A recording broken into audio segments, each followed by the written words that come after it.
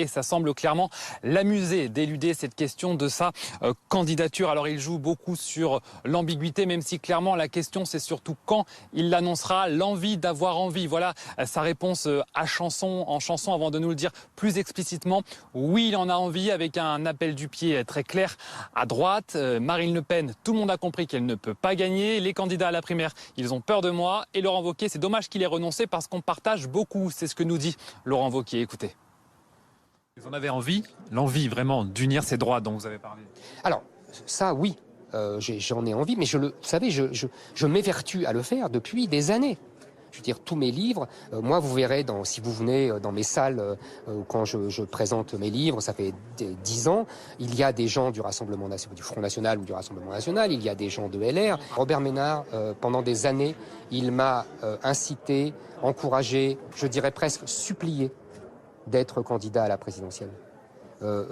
Il me disait que j'étais le meilleur, le seul, que j'étais celui qui pouvait tenir le flambeau. Marine Le Pen, elle a un socle très, très solide, mais vous avez vu, elle a déjà perdu 5 points dans les sondages. Elle était à 26, elle n'est plus qu'à 21.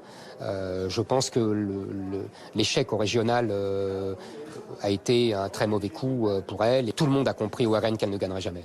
Voilà, c'est tout, c'est clair.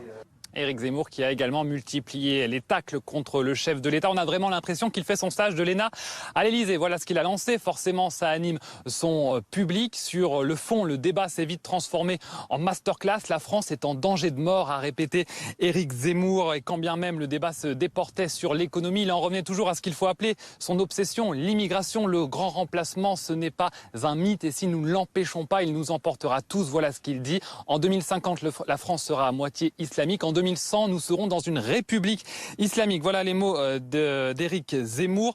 Le développement aussi de son livre auto-édité qui sortira le 16 septembre. La France n'a pas dit son dernier mot.